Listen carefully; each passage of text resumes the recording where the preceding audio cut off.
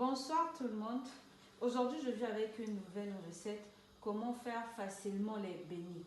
Alors pour ça, moi, personnellement, je vais utiliser 600 g de farine, 200 g de sucre, 11 g de levure boulangère et ici j'ai 0,5 litre d'eau tiède. Maintenant, nous allons faire le mélange.